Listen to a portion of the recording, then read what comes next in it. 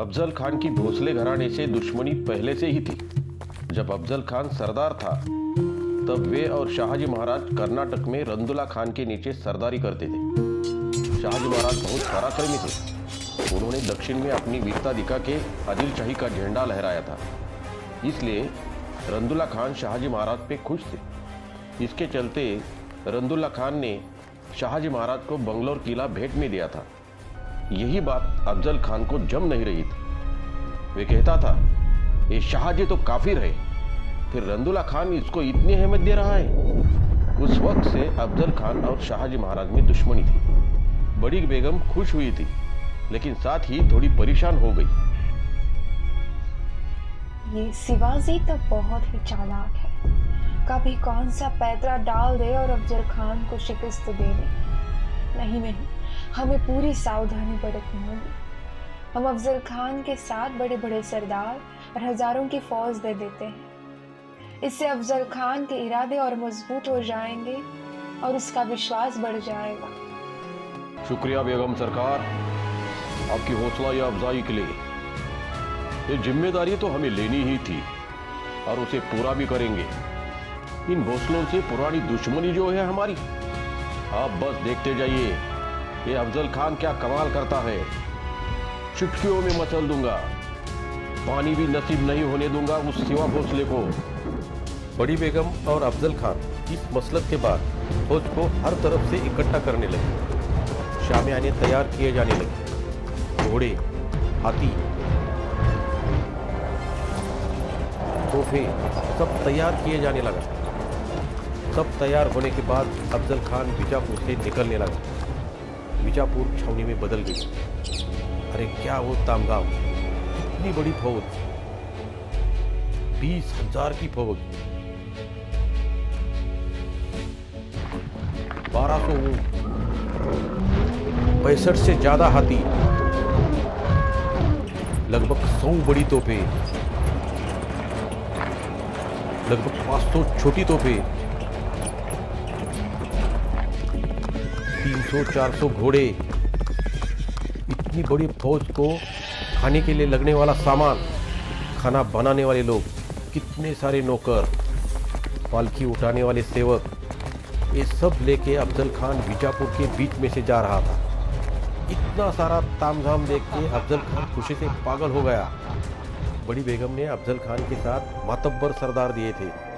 अंबरनाथ, याकूब खान, मूसे खान, सिद्धिलाल खान, बाजी घोरपड़े नाइक जी, राजे पांडरे नाइक जी, खराटे, कल्याण जी जाधवराव, शहाजी राजे का चचेरा भाई मंबाजी भोसले, झुंझारराव घाडगे, जीवजी देवकाते, प्रतापराव मोरे, अब्दुल सैयद, सैयद बंडा, अफजल खान का भतीजा रहीम खान, पिलाजी मोहिते, शंकराजी मोहिते, सैफ खान और इसके सिवा बहुत सारे सरदार अफजल खान के फौज में शामिल हो गए। साथ में अफजल खान ने उसका बेटा फाजल खान और दूसरे 2 लड़कों को साथ में लिया। अफजल खान के वकील का पद कृष्णाजी भास्कर कुलकर्णी को दिया गया। पूरा बीजापुर हरे रंग में रंग गया। हर तरफ आदिल शाह के हरे झंडे लहराने लगे। बस है इतनी फौज अफजल खान कि और फौज बुला है। रास्ते में जाते जाते जितने भी सिवा के सरदार हैं, उन्हें लालच देकर या फिर डरा धमका कर अपने फौज में शामिल कर लो। जब तक फतेह हासिल नहीं हो जाती तब तक मुहिम चालू रखनी है। ये सिवा हार नहीं मानता है तो हर एक पैतरा आजमाओ, जो भी करना पड़े कर लो, लेकिन मुझे सिवा चाहिए। जी नहीं, इतनी फौज में तो मैं पूरा हिंदुस्तान काबिज कर लूं। ये सिवा किस खेत की मूली है? ऐसे जाता हूं और उखाड़ के फेंक देता हूं उन मराठों के स्वराज्य को। अब आप चिंता छोड़ दे, कुछ ही वक्त में मैं सिवा नहीं तो सिवा का कटा हुआ सर आपकी खिदमत में पेश करता हूं। आदिल शाह सल्तनत की ताकत दिखा दो इन मराठों को। अफजल खान बड़ी बेगम और अली आदिल शाह को मुजरा करके जाने की अनुमति लेता है। इतनी सारी फौज देखने के लिए गांव के सारे लोग रास्ते के दोनों बाजू भीड़ करने लगे। आदिल शाह के सल्तनत से सारे सरदार, घोड़े, ऊंट, हाथी, पालकी सब एक के बाद एक निकल रहे थे। ढोल ताशों से और आदिल शाही सल्तनत के नारों से सर आसमान गरज उठा। मिर्जापुर से निकलते ही अफजल खान की फौज बस 4-5 मील जाकर रुकी। अफजल खान ने अपनी फौज को रुकने का आदेश दिया। सब दिन भर थक कर शाम में आराम करने लगे। इतनी बड़ी फौज के लिए खाना बनने लगा। अफजल खान अपने शामियाने में आराम कर रहा था। उसका शामियाना जैसे कोई महल ही था। इतने में एक सरदार शामियाने में जाने की कोशिश करता है। रुको रुको, हुजूर आराम कर रहे हैं। हुजूर से कहूँ बहुत जरूरी बात करनी है। बाहर की आवाज अफजल खान सुनता है और कौन है बाहर? इतना शोर क्यों मचा रहे हो? हुजूर हुजूर, हमारे झंडे की हाथी की मौत हो गई। ये रात में क्या मनहूस खबर सुना रहे हो? ये तो बड़ा अपशकुन होता है। अभी तो फौज ने कुछ मील की दूरी ही तय की थी कि हाथी मर गया। ये खबर सारे फौज में फैल गई।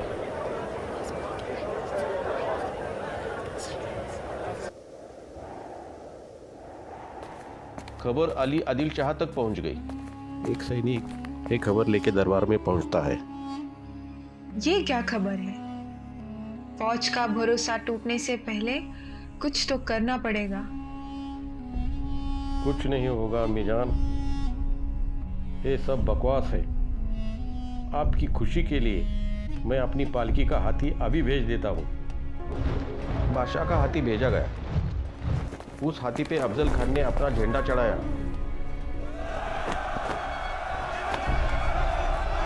और सैनिकों को आराम करने का हुक्म दे दिया। तब जाके सैनिकों में फिर से जान आई। सब चिंता मुक्त हो गए। सब ने पेट भर के खाना खाया और सो गए। अफजल खान अपने बिस्तर पर लेटे लेटे नए नए पैतरे बनाने लगा, नई तरकीबें सोचने लगा। सिवा को अकेले मारूंगा तो फिर कोई और सिवा पैदा हो जाएगा। उसके सारे स्वराज्य को जड़ से खत्म करना पड़ेगा। ऐसी तबाही मचानी पड़ेगी कि फिर कोई और सिवा पैदा नहीं होना चाहिए। हमारी इतनी दहशत होनी चाहिए कि कोई आदिल शाह की तरफ नजर न उठा पाए। कोई कुछ करने से पहले 10 बार सोचे। इन मराठों को अपना परिवार बहुत प्यारा होता है। इनके बहन, बीबी और बच्चों को सबको काट डालेंगे। इनकी देव देवताओं को उद्ध्वस्त कर देता हूं। सब मंदिर मिट्टी में मिला देता हूं। देखता हूं सिवा को बचाने के लिए इन काफिरों का कौन सा भगवान आता है। दूसरे दिन अफजल खान सारे सरदारों को अपने शामियाने में बुलाता है। सरदारों, देखो हम यहां से उत्तर की ओर बढ़ेंगे। लेकिन हुजूर, हम पश्चिम की ओर जाएंगे तो उस सिवा तक जल्द पहुंच पाएंगे। मूर्ख, बीच में मत बोलो। फिर से बोला तो तुम्हें इस गुस्ताखी के लिए दंड दिया जाएगा। माफ करो हुजूर। हम उत्तर की ओर जाएंगे। इन काफिरों और मराठों के हर एक मंदिर को तोड़ेंगे। अपने भगवान की मूर्तियों को टूटता देख के ये सिवा चूहा अपने बिल से बाहर निकालकर खुले मैदान में लड़ने के लिए आएगा।